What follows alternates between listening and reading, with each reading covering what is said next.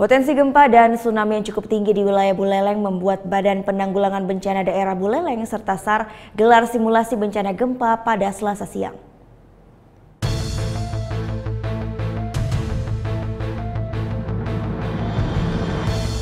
Selasa siang, Kecamatan Seririt Buleleng dilanda gempa dahsyat dengan kekuatan 7 skala Richter yang berpusat di Desa Pengastulan.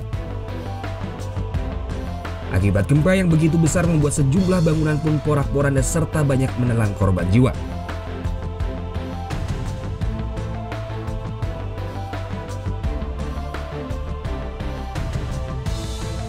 Mendengar sirine peringatan tsunami, warga pun berlarian menuju daerah ketinggian untuk mencari tempat yang aman. Namun usai terjadi gempa disusul dengan tsunami sehingga menyapu warga di Kecamatan Seririt. Ribuan warga pun hilang dan tewas tertimpa reruntuhan puing bangunan yang runtuh.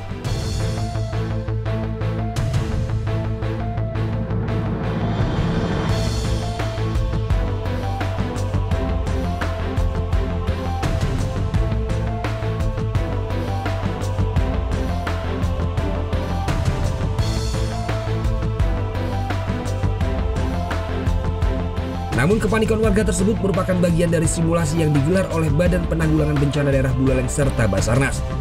Simulasi yang digelar BPBD Buleleng ini untuk mematangkan koordinasi pihak terkait apabila terjadi bencana gempa dan tsunami di wilayah Seririt.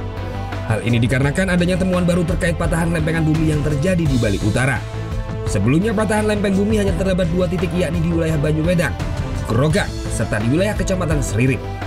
Namun kini patahan lempengan bumi kembali ditemukan di Kecamatan Tejakula Buleleng, sehingga semua ini harus tetap waspada lantaran sewaktu-waktu bisa terjadi bencana gempa bumi yang begitu besar. Kita juga nanti suatu saat akan mengikuti, hanya tinggal hitung waktu. Manajemen penanganan pengungsi ke aspek tugas tanggung jawab ke masing-masing SKPD. Ya, kita antisipasi apabila terjadi bencana, jadi tidak lagi main tanjak tunjuk.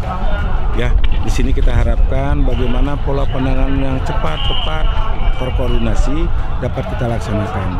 Sehingga melalui kegiatan Renkon yang kita buat ini adalah outputnya adalah perbuk tentang penanganan gempa bumi tsunami. Sehingga apabila nanti terjadi bencana, masing-masing pimpinan SKPD sudah bergerak sesuai dengan tugas bidangnya masing-masing. Tidak hanya itu, sejumlah petugas Basarnas Buleleng pun memantapkan proses evakuasi korban gempa serta jenazah yang terbawa oleh tsunami di tengah laut. Tidak saja melibatkan Basarnas, namun pemerintah Kabupaten Buleleng juga melibatkan TNI, Polri, Tagana, PMI, serta warga masyarakat Buleleng. Putu Wijana melaporkan untuk NET.